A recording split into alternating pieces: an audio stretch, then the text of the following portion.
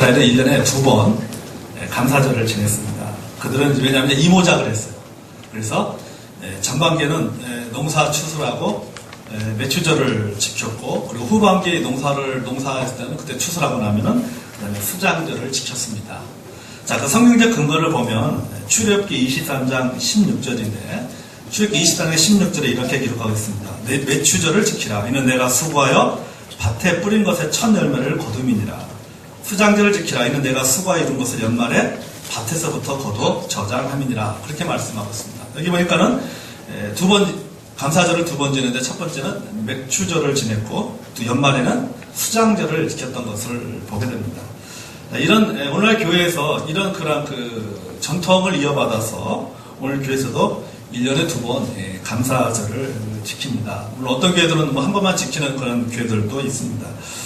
간혹 어떤 분들이 이런 절기에 대해서 의의를 제기하는 분들이 있어요. 아니, 우리는 농사도 안 짓고 또 농사를 짓는다 해도 우리 한국적인 상황에서 봤을 때는 1년에 한 번 추수를 하는데 2번씩이나 감사절을 지켜야 되는가, 그렇게 이야기하는 사람들이 있습니다. 여러분은 어떻게 생각하십니까? 우리나라는 일모작을 하기 때문에 추수감사절은 감사절은 한 번만 해야 된다. 그것이 더 맞지 않느냐. 어떻게 우리가 이런 질문을 이렇게 생각해 보면 참 맞는 그런 듯한 그런 질문 같지만은 굉장히 어리석은 질문입니다. 왜냐하면 고대 사회에서는, 고대에는 농경사회였습니다. 그래서 그들의 주업은 농사를 지었습니다. 대부분의 모든 사람들이 농사를 지었습니다. 반면에 오늘날에 보면은 직업이 굉장히 다양화되어 있죠. 농사를 짓는 사람도 있지만 농사를 짓지 않는 사람들이 많이 있습니다. 다양한 직업을 가지고 살아갑니다. 자, 그러나 농사를 짓든 농사를 짓지 않든 간에 그 모든 과정을 잘 들여다보면 모든 것이 다 뭡니까? 하나님의 은혜라고 하는 사실이죠. 그렇기 때문에 우리가 농사를 짓지 않아도, 이모작을 하지 않아도 우리는 동일하게 우리가 하나님 앞에 우리 감사 절기를 통해서 하나님 앞에 감사로 영광을 돌려야 될 줄로 믿습니다. 무엇보다 우리가 감사절을 지키는 것은 누구를 위해서 좋은 것인가? 바로 나 자신을 위해서 굉장히 유익하다는 것입니다. 왜 그러냐면은 감사라고 하는 것은, 감사는 신앙의 기본이기 때문에 사실입니다. 감사는 영적 신앙의 척도입니다. 그러니까 아무리 신앙생활을 잘하는 사람이라 할지라도 그 입에서 하나님 앞에 감사하는 말보다도 원망하는 말, 불평하는 말이 나온다면은 그 사람의 신앙은 병든 신앙이라고 말할 수가 있다는 사실이죠. 그런 영적인 상태로는 절대 하나님을 기쁘게 하실 수 없을 뿐만 아니라 자기 자신도 결코 행복할 수가 없다는 사실이죠. 항상 입에서 감사가 나오는 사람의 그런 삶을 보면은 그 사람이 어떻습니까? 우리가 흔히 말하는 가진 것이 없어 보인다 할지라도 항상 그 사람의 마음속에 뭐가 있어요? 늘 행복하게 살아가는 모습이 있어요. 왜요? 그 입에서 뭐예요? 항상 감사가 떠나죠. 근데 항상 입에서 원망하고 불평하고 이런 사람의 마음속에는 기쁨이 없어요. 행복하지가 않아요. 행복함을 느끼지 못해요. 하루하루의 삶이 행복하다는 느낌이 없어요. 그러나 입에서 항상 보면은 감사의 말이 나오는 사람 어떻습니까? 그 마음속에 그 행복이 있는 것을 보게 됩니다. 여러분, 행복이라는 것이 별겁니까? 내가 돈을 많이 벌어야지 행복합니까? 내가 원하는 목표에 이루어야지만이 행복합니까? 물론 그럴 때도 우리가 행복하죠. 그러나 그것은 아주 특별한 경우죠. 특별한 경우에 느끼는 행복이죠. 그것만 가지고 행복해하는 사람은, 그 사람은 불행한 사람이에요.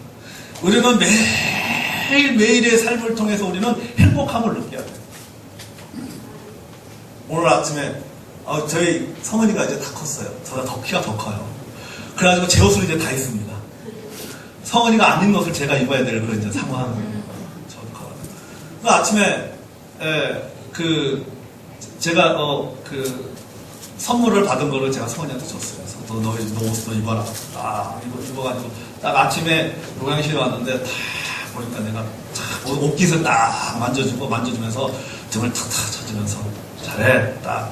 근데 뭡니까? 그거를 통해서 뭘 느끼는 거예요? 행복을 느끼는 거예요. 행복을 느끼는 거예요. 무슨 시험을 잘 보고 이런 것을 통해서 행복을 느끼는, 그러나 평상시에 한번 안아주고, 때로는 어떤 그런 그 잠자는 모습을 볼 때, 또 먹는 모습을 보면서 뭘 느끼는 거예요? 행복을 느끼는 거예요. 그러니까 행복이라는 것이 멀리 있는 것이 아니에요. 그 아이를 보면서 뭡니까? 아, 하나님, 감사합니다. 네, 감사합니다. 이렇게 그 건강하게 자라는다라는 거. 참 그거 얼마나 하나님께 감사한 말, 감사한 말. 그런 걸 보면서 감사를 느끼는 것입니다. 그럴 때 행복함을 느끼는 것이죠. 많은 사람들이 착각하는 게 있죠. 소유나 어떤 조건이 인간을 행복하게 해준다고 생각하는 사람들이 참 많습니다. 그런데 그렇지 않다는 것이죠. 어떠한 조건이나 상황 가운데서도 감사할 수 있는 사람, 그 사람이 참으로 행복하다는 사실입니다. 소유와 행복이 정비례하는 것이 아니라 감사와 행복이 정비례한다는 사실이죠. 많이 가지고 있고 우리 올 때 좋은 차를 타고 다니고 좋은 집에서 살고 있어도 행복하지 않다. 여러분, 제가 아는 분 중에 해운대에 가면 베네시트라고 있습니다. 여러분, 거기 굉장히 좋은 고급 아파트죠.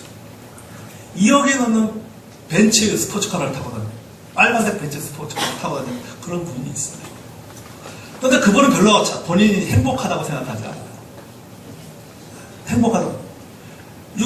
어마어마한 큰 아파트에 살고, 거의 70평 가까운 아파트에 살고, 문을 쫙 하면 해운대 앞바다가 쫙 내려다보이는 그런 아파트고, 아무나 함부로 들어갈 수 없는 그런 아주, 공간에 살고 있어서 그 안에서도 그 행복을 느끼지 못합니다. 행복하다고 생각하지 않습니다. 여러분, 소유와 행복이 정비례하는 것이 아니라 감사와 행복이 정비례하는 것입니다. 행복은 감사하는 마음에서 비례한다는 사실입니다. 그러므로 여러분, 우리는 스스로 자신의 영적인 상태에 대해서 우리가 점검해 보아야 된다는 사실입니다. 특히 감사가 있는지를 살펴야 된다는 것이죠. 이를 위해서 우리가 하나님께서 우리가 교회를 향해서 감사절을 지키라고 하신 거예요. 그래서 이 매주 감사절은 1년 중 중간에 지키는 거잖아요. 7월 달에 했잖아요. 하프타임과 같습니다. 오늘 여러분, 우리가 얼마나 바쁘게 살아가고 있습니까? 바쁘게 지내고 있습니다. 그러니까 일상생활 정신없이 살다가 잠시 자신의 영적인 걸음을 멈추고 나 자신의 영적인 상태를 점검하는 기회가 필요하다는 거죠. 그 기회 중에 하나가 뭐냐? 바로 매주 감사절이라는 거예요. 전반기의 삶을 내가 돌아보면서 내가 지난 한 해 동안 1월달부터 지금까지 또 하나님께서 나에게 베푸신 은혜들에 대해서 한번 생각해 보게 되고 다시 한번 감사하게 되고 내 잃어버린 감사에 대해서 다시 한번 생각하게 되고 내가 원망하는 것이 무엇인지, 불평하는 것이 원망하는 것이 무엇인지를 생각해 볼 수 있는 좋은 시간이 바로 매주 감사절이라는 것입니다. 사실 우리는 진짜 여러분 다 이렇게 바쁘게 살잖아요. 그러니까 자기 자신을 돌아볼 수 있는 시간들이 별로 없어요. 자기 자신 돌아보고 내 삶을 돌아보고 나의 영적인 상태를 돌아보고 내 언어 생활을 돌아보고 내 생각을 돌아보고 이런 것들을 생각해 볼 수 있는 그런 시간들을 갖기가 참 쉽지가 않잖아요. 그런데 여러분, 우리가 참 그런 시간이 필요합니다. 그런 시간이 필요해요. 그래서 믿음의 사람들을 보면 하루에 반나절 보내기, 하루 보내기 그런 시간들, 그런 시간을 통해서 자기 자신을 철저하게 돌아보는 거. 하나님 앞에서 내 자신을 쭉 돌아보는 시간을 갖습니다. 나의 삶의 모습은 어떤 모습이었는가. 하프타임이죠. 우리가 그런 시간이 필요하다는 거죠. 그러니까 매주 감사절은 그런 시간이에요. 그런 시간. 내가 원망하고 불평하는 것이 과연 진짜 내가 원망하고 불평할 일인가? 내가 그렇게 하나님으로부터 내가 받은 것이 그렇게 없는가? 내가 하나님께 진짜 받은 은혜가 그렇게 없는가? 내가 내 생에서 하나님께 받은 축복받아도 받지 못한 것들이 더 많은가? 이런 것들을 진짜 생각해보는 거예요. 내가 원망하는 내용이 무엇이고 감사하고 있는 내용이 무엇인가를 생각해보면서 자기 자신을 돌아보는 것이 바로 매주 감사절, 또 그래서 이 매주 감사절은 영적인 하프타임과 같은 시간이라는 사실입니다. 자, 오늘 저와 여러분도 오늘 매주 감사절 지키면서 1년 중에 우리 반나절, 우리 1년 중에 반 정도 우리가 하프타임을 갖는 저와 여러분이 되기를 원합니다. 그래서 좀 우리 각자 영적인 상태들을 우리가 좀 점검해보고 감사의 신앙으로 충만해지기를 소원합니다. 여러분, 우리가 감사에 눈을 뜨면요, 감사의 조건들이 그리 멀리 있지 않고 아주 가까이 있다는 것을 우리가 보게 됩니다. 돌아보면 모든 것이 다 뭐냐? 하나님의 은혜예요. 다 감사해야 될 일이라는 사실입니다. 이렇게 생각해 보십시오. 내게는 가정이 있습니다. 의지할 부모 형제가 있습니다. 때로는 자녀들 때문에 우리가 속도 상하지만 또 자녀들 때문에 행복할 때도 참 많이 있어요. 전에 저희 교회 때 우리 도화 성사팀장의 강경호 목사님 같은 경우는, 원로 목사님 같은 경우는 딸이 둘이, 딸 둘, 아들 하나예요. 둘째 딸이 아직 40이 넘었지만은 아직 시집을 못 갔습니다. 근데 시집을 가고 싶어도 시집을 갈 수가 없는 몸 상태를 가지고 있어요. 어렸을 때 심장 판막에, 삼천적 심장 판막에 걸렸어요. 그래서 의사가 얘기했어요. 그러죠. 결혼하면은 안 된다고 그랬어요. 죽는다고 그랬어요. 그러니까 매번 위험한 고비를 넘겨서 지금 이제 40이 넘어갔어요. 근데 목사님이 옛날부터 그런 얘기 했어요. 항상, 근데 집에 오면 제일 자기를 반겨주는 아이가 바로 둘째 딸이에요. 그러니까 때로는 그 아이가 그 가정의 아픔이지만은 그 아이를 통해서 모르게 행복을 느끼는 거예요. 행복을 느끼는 거예요. 제가 또 알고 우리 집사님 같은 경우도 그 집은 딸이 하나, 둘, 셋. 딸 셋, 아들 하나예요. 마지막에 아들 낳고 싶어서 낳았는데 그 아들이 이삭이에요. 나이 50에 낳은 아들이. 그 이름이 이삭이에요. 근데 거기도 그 집도 보면 둘째 딸이 이 선천적으로 그러니까 이게 우리 백반증이라고 그러죠. 백반증. 피부가 탁 뵙게 돼. 그러니까 그 원인이 뭐냐면은 그 염색체 하나가 잘못돼가지고 그 염색체 이상으로 인해서 그렇게 됐대요. 그래서 뭐 좋다는 약은 다 써보고 뭐 미국까지 가서 뭐 치료도 하고 뭐 그래서 그 임상 실험까지 이렇게 할 정도로 굉장히 피부가 심각해요. 막 걔 여름에 그 아이 옆에 가면요 냄새가 진동합니다. 막 도저히 뭐 막 그 썩는 냄새, 진물성 냄새 막 진동을 해요. 근데 굉장히 똑똑해요. 그 아이가 굉장히 똑똑합니다. 저는 지금도 안 잊어버려요. 제가 그 아이를 태우고 한번 그 겨울에 그 아이를 타고 한번 가는데 차가 미끄러졌어요. 미끄러져가지고는 이 하단을 넘어가지고는 그냥 잔디밭으로 차가 돌진한 거예요. 그러다 보니까 이렇게 표지석 같은 거 있잖아요. 근데 표지석으로 차가 지나가요. 그러니까는 차가 밑에가 다 나가고 있어요. 얼마나 속상합니까? 속상해서 제가 막 이거 뭐 어떻게 할 그랬더니 그 아이가 저한테 그랬어요. 전도사님 그래도 우리는 안 다쳤잖아요. 감사하세요. 그 아이의 입에서 그 얘기, 얼마나 참 부끄러운지 몰라요. 자, 그렇게 어떤 신앙적뿐만 아니라 굉장히 그 똑똑한, 그 집에서 가장 똑똑한, 그 집 아이들이 다 똑똑한데, 그 중에서 제일 똑똑한 아이였어요. 근데 그 부부가 그런 얘기 합니다.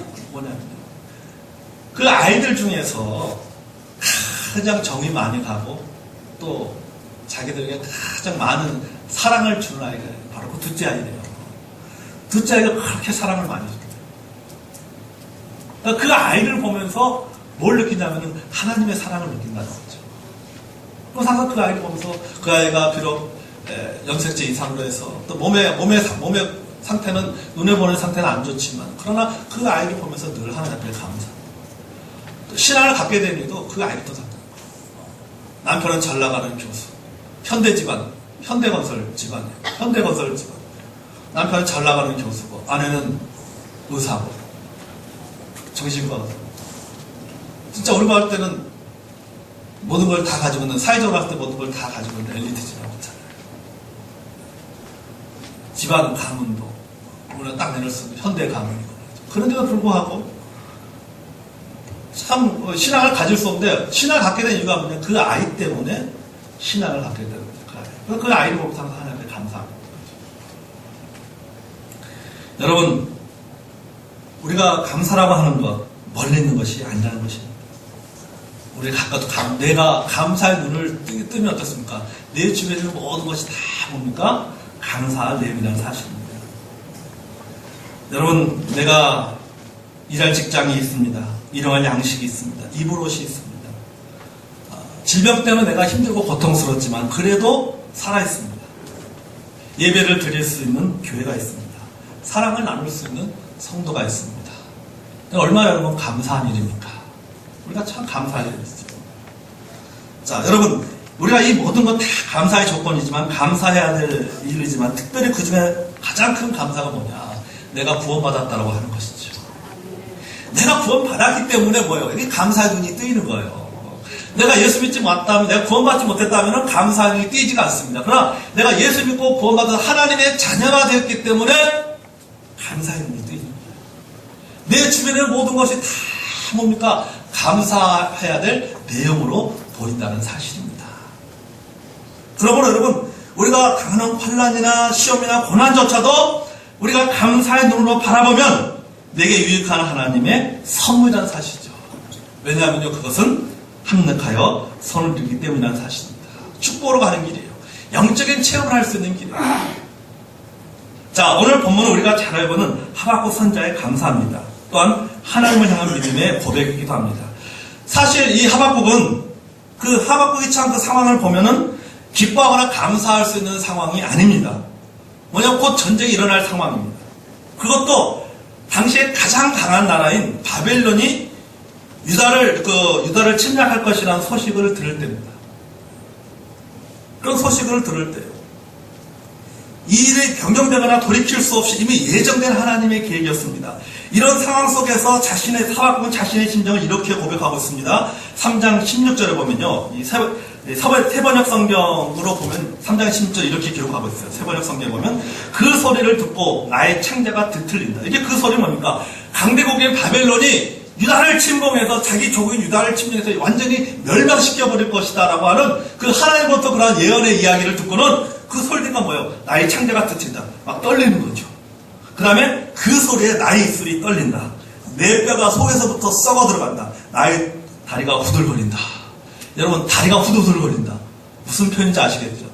얼마나 우리가 충격적인 일을 당하면, 충격적인 소식을 또 어떻습니까? 다리가 후들후들 떨리잖아요. 심장이 벌렁벌렁 하잖아요. 지금 하박국이 지금 그런 상황이라는 거죠. 그런 전쟁의 공포를 느끼고 있습니다. 두려움을 느끼고 있었습니다. 창자가 흔들리고 뼈가 썩는 고통을 느끼고 있습니다. 전쟁으로 온 나라가 쑥대밭이 될 것이다. 성전은 파괴될 것이고 수많은 백성들이 목숨을 잃게 될 것이고 많은 사람들이 포로로 잡혀가게 될 것이다. 그 상황을 떠올리다 보니까 어떻습니까? 그는 괴로워서 견딜 수가 없어요. 여러분 한번 생각해 보십시오. 갑자기 죽는 거하고 서서히 죽어가는 거하고 어느 것이 더 고통스럽습니까? 서서히 죽어가는 것이 더 고통스럽죠. 그래 여러분 우리는 그렇게 기도해야 돼. 하나님, 제가 만약에 자는 중에 주님의 품으로 가게 해주십시오. 그렇게 기도하셔야 돼요. 내가 잠을 딱 들었는데 아침에 눈을 뜨고 보니까는 천국이에요. 나는 잠자는 중에 주님의 품으로 가는 것이 가장 행복한 거예요. 이 서서히 죽는 것은 참 고통스러운 거죠. 생각하지 못한 때 고통을 당하는 것과 예정된 고통의 날이 하루로 다가오는 것을 기다리는 것. 얼마나 고통스럽습니까? 자꾸 하루가 다가오는 거죠. 고통을 당할 날이 다가오는 거예요. 다가오는 거예요. 이제 오늘 밤을 지내고 나면 이제 3일 남았구나. 내일 밤을 지나고 나면 이제 이틀 남았구나. 이거 얼마나 고통스러운 것입니까? 차라리 한 방에 끝나는 게 낫지. 제가 고등학교 때 밴드부 그 활동을 했었어요. 근데 옛날에는 이 밴드부 군기가 굉장히 셌습니다.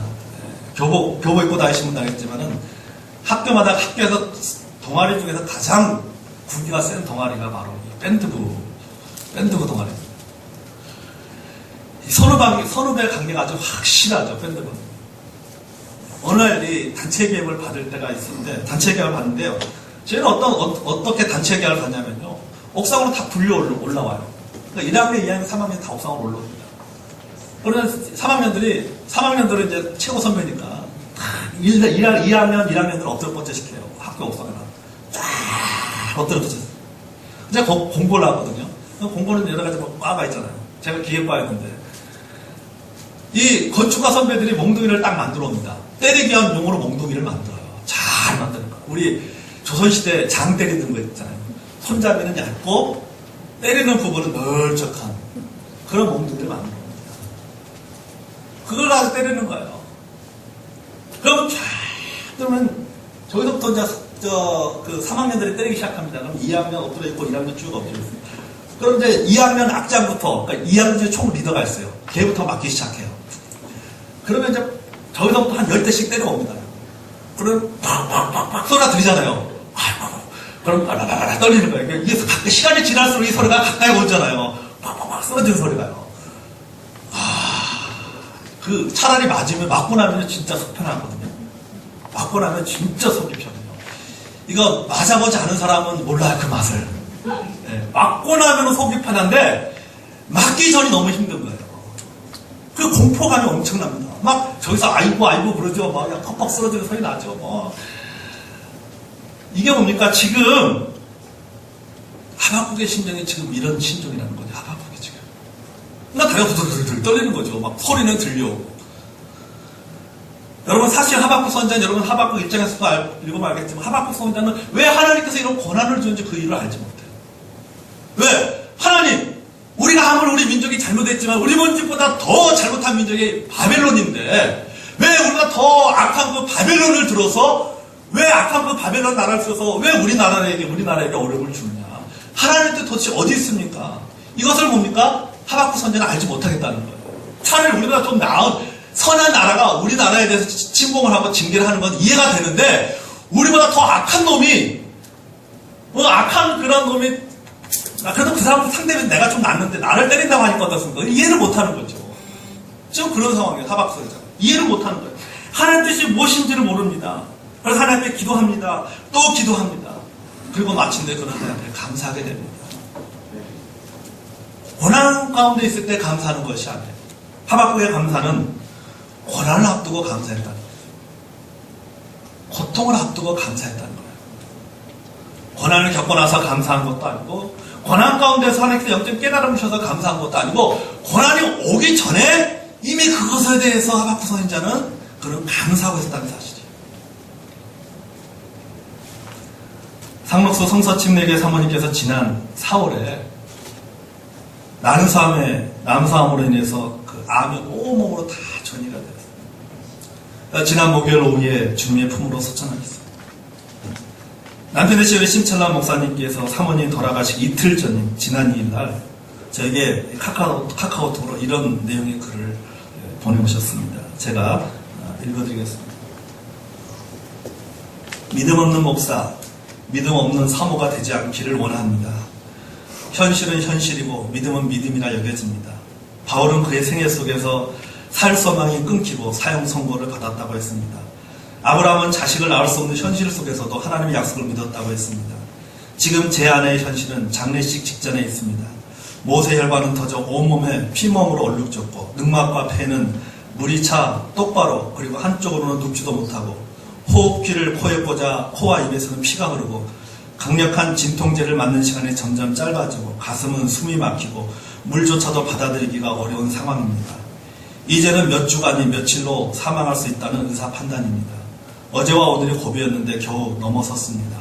엊그저께는 학교 다니는 아이들이 학교를 결석하고 다 모여 엄마와 4일간의 시간을 보냈습니다. 저와 제 아내는 현실을 알지만 현실이 아닌 믿음을 선택해야 한다는 하나님의 음성을 듣고 있습니다. 천국은 하나님의 자녀가 되었으니 언제든지 이 땅을 떠나게 되면 가게 됩니다. 하나님이 불러주시기 전까지는 믿음으로 구해야겠다는 마음입니다. 이것은 집착이 아닌 성경적 믿음이라고 확신합니다. 포기하기에는 아직 이르다는 생각입니다. 사람은 할 수 없으되 하나님이 하실 수 있습니다. 하나님이 개입하시기를 기도합니다. 감사합니다. 사랑합니다. 하나님을 찬양합니다. 하나님 영광 받아 주옵소서. 이 카카오톡을 저한테 보내고 이틀 후에 사모님께서 주님의 품으로 소천하셨죠. 여러분, 우리가 어떻게 이 목사님과 또 사모님의 그 믿음과 마음 그리고 그 고통을 이해할 수 있겠습니까?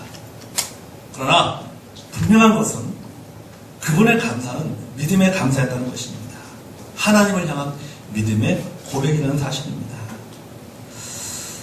저는 이 심철남 목사님 또 사모님 참 찬양하는 모습을 기억하는데 참 주님의 품으로 갔지만 참 하나님 앞에 참 감사하는 그러한 모습을 보면서 참으로 이것이 바로 믿는 사람의 모습입니다.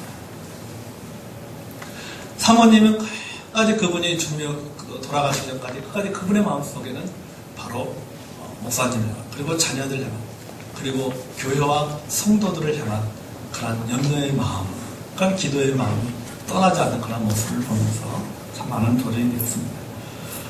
여러분 하박국 선지에 또 다른 감사의 표현이 나옵니다. 그것은 바로 하나님께 주신 결과에 대한 감사입니다. 여기 17절 보겠습니다. 본문 10절을 보시기 바랍니다. 무화과 나무에 과일이 없고 포도나무에 열매가 없을지라도 올리브 나무에서 딸 것이 없고 밭에서 거둬들일 것이 없을지라도 우리의 양이 없고 외양간에 소가 없을지라도 나는 주님 안에서 즐거워하련다. 나를 구원하신 하나님 안에서 기뻐하련다. 보십시오. 그는 무화과 나무에 정성을 들였지만은 과일을 얻지 못했어요. 포도열매도 얻지 못했습니다. 올리브 나무에도 딸 것이 없습니다. 열심히 농사를 지었지만 식물이 없습니다. 우리에는 양도 없고 외양간에는 소도 없습니다. 그런 자신의 상태를 지금 말하고 있는 거예요. 내 상태가 지금 이런 상태라는 것입니다. 생존에 필요한 최소한의 양식조차도 없다는 것은 희망이 사라진 상태를 말합니다. 수고와 노력을 했기 때문에 풍성한 수확을 기대했어요. 근데 수확은 고사하고 설상가상으로 홍수와 태풍으로 소와 양까지 다 떠내려가 버렸습니다. 여러분 양과 소가 없다는 것은 뭘 말하냐면 제사를 지을 수 없는 최악의 상황이라는 거예요. 전쟁의 위험이 있습니다. 의식주의 궁핍함이 있습니다. 예배의 위기가 있습니다. 정치적, 경제적, 종교적으로 어느 것 하나 희망이 보이지 않는 절망적인 분위기였습니다. 하박국은 주저앉아서 통곡하고 땅을 치면서 하나님을 원망하고 싶은 심정이었을 것입니다. 그러나 그는 이렇게 우울한 상황 속에서 그는 어떻게 하고 있습니까? 그는 자신이 갖고 있는 그 섭섭한 마음, 불평을 내려놓습니다. 원망과 의심을 내려놓고 감사와 찬양으로 하나님께 영광 돌리는 것을 보게 됩니다. 그리고 그는 이런 끔찍한 상황에 대해서 눈물겨운 고백을 합니다. 하나님, 저에게는 이제 아무것도 없습니다. 고기와 과일은 고사하고 밥을 지어 먹을 쌀도 바닥에 났습니다. 채소도 다 떨어졌습니다. 그렇지만은 하나님께 대한 감사는 포기할 수가 없습니다. 여러분, 이것을 우리가 이 하박국에 대한 이 기도, 하나님의 이 감사의 표현을 우리가 지금 현대적으로 표현한다면 이렇게 표현할 수 있을 거예요. 기쁨만이 아니라 슬픔도 하나님, 제가 기쁨만이 아니라 슬픔도 감사하겠습니다. 성공만이 아니라 실패도 감사하겠습니다. 희망만이 아니라 절망도 감사하겠습니다. 가진 것만이 아니라 없는 것도 감사하겠습니다. 풍족할 때만이 아니라 부족한 것에 대해서도 감사하겠습니다. 승리만이 아니라 패배도 감사하겠습니다. 건강만이 아니라 육신의 아픔도 감사하겠습니다. 생명만이 아니라 죽음도 감사하겠습니다. 여러분 무엇 때문에 감사하십니까? 무화과나무가 풍성하기 때문에 감사하십니까? 그렇다면 무화과나무 풍성하지 못한다면 어떻게 하실 거예요? 포도나무 열매 때문에 여러분 감사하십니까? 포도나무 열매가 없으면 어떻게 하시겠어요? 우리에 있는 양 때문에 여러분 감사하십니까? 우리의 양이 다 없어지면 어떻게 하시겠어요? 외양간의 소 때문에 감사하십니까? 소가 없어지면 어떻게 하시겠어요? 감람나무의 소출 때문에 감사하고 밭에 있는 채소 때문에 감사하고 우리의 양 때문에 감사하고 외양간의 소 때문에 여러분 감사합니까? 그럼 이런 것이 다 없으면 어떻게 하시겠어요? 여러분 그래도 감사하실 수 있습니까? 네. 여러분 무엇을 감사하느냐? 다시 말해서 감사의 내용을 보면 그 사람의 가치관을 알 수 있다는 거예요. 그가 무엇을 가장 소중히 여기는지를 알 수 있어요. 축복에 대해서만 감사하는 사람은 축복이 없으면 하나님 원망하고 불평합니다. 성공에 대해서만 감사하는 사람은 실패하게 되면 어떻습니까? 하나님을 원망해요. 하나님의 약속을 의심합니다. 인생의 단맛에 대해서만 감사하는 사람은 인생의 쓴맛에 대해서는 불평합니다. 무엇을 감사하느냐? 감사의 내용을 보면은 그 사람의 가치관을 알 수 있다는 거예요. 그 사람의 신앙의 수준을 알 수 있다는 거예요. 여러분, 주님 우리에게 뭐라고 말씀하고 있습니까? 범사에 감사라고 얘기했어요. 범사에 감사. 범사에 감사. 범사가 뭡니까? 무엇이든지 어느 때든지 어떤 상황에서든지 하나님께서 축복 주셔도 감사, 어려움 주셔도 감사, 기도에 응답해 주셔도 감사하고, 기도가 응답되지 못해도 감사하고, 내가 잘 될 때도 감사하고, 내가 어려울 때도 감사하고. 이게 뭡니까? 이게 범사에 감사하는 거죠. 그래서 내가 잘 될 때만 감사하고, 내가 건강할 때만 감사하고, 우리 자녀들이 잘 될 때만 감사하고. 그렇게 한다면 어떻습니까? 그것은 진정한 감사가 아니에요. 물론 그것조차도 감사하지 못하는 사람들도 있지요. 그거에 비하면 좀 낫지요. 그러나 여러분, 우리가 성숙한, 우리가 그리스도인이라면 여러분, 우리가 믿음의 사람들은 우리는 어떻습니까? 우리는 범사에 감사해야 될 줄을 믿습니다. 왜 우리가 범사에 감사해야 돼요? 하나님 모든 것을 합력하여 선을 이시기 때문이에요. 내가 지금 기도 응답이 되지 못한 것에서 섭섭한 마음이 있지만, 좀 아쉬운 마음이 있지만, 그러나 믿음으로 감사하는 거예요. 왜요? 하나님 합력하여 선을 이시는 분이기 때문에. 하나님께 지금 내 기도를 거절하신 것에 대한 나의 섭섭함과 그런 아쉬움이 있지만, 그러나 하나님께서는 이제는 분명히 하나님의 뜻이 있을 것이다. 그걸 믿음으로 받아들이고 감사하는. 왜 하박국이 하나님 앞에 감사할 수 있습니까? 그가 어떻습니까? 이해가 되지 않았지만은 하나님께 우리 민족에게 왜 이런 어려움을 주는지, 왜 이렇게 징계를 가하신 것에 대해서 이해가 되지 않지만은, 그러나 뭐예요? 그에게는 뭐가 있었어요? 하나님 감사했던 것은 하나님께서는 이것을 통해서 분명히 하나님의 뜻을 이룰 것이다라고 하는 거죠. 실제 어떻습니까? 이스라엘 다 중 어떻게 다시 회복이 되잖아요. 회복이 돼요. 여러분, 범사에 감사하는 저 여러분이 되기를 원합니다. 우리 그러잖아요. 날 원하신 주 감사, 모든 것 주신 감사하잖아요. 우리 잠깐 우리 찬양 같이 한번 해볼까요? 1절만 우리 한번 찬양하겠습니다. 날 원하신 주 감사, 모든 것 주신 감사.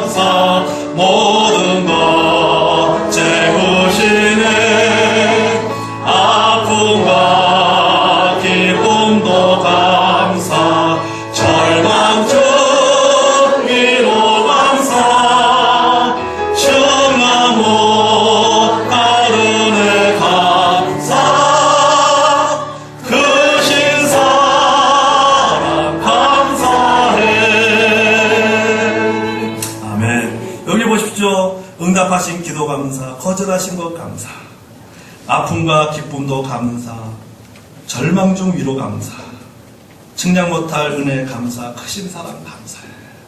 여러분, 우리 예수 믿는 사람은요, 여러분은 어떤 경우에도 여러분 감사하는 삶을 사시기를 바랍니다. 그렇게 살아요. 우리 한국교회 별세신학으로 유명하신 이중표 목사님이라고 계십니다.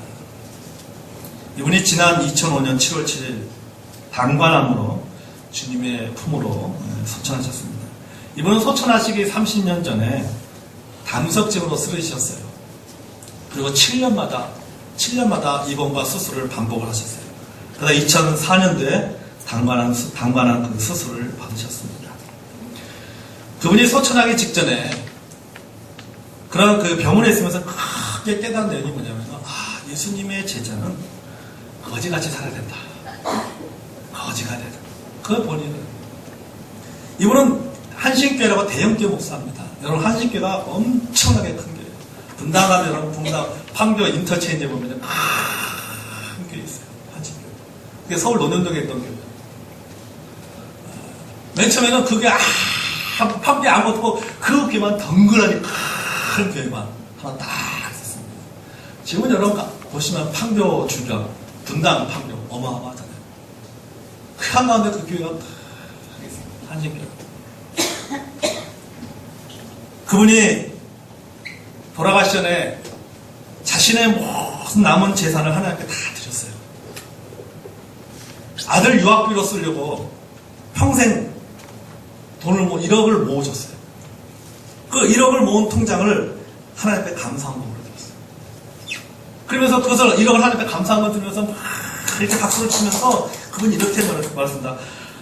하나님, 평생 목사로 살면서 이렇게 하나에 1억 이상 바칠 수 있어서 하나님 감사합니다.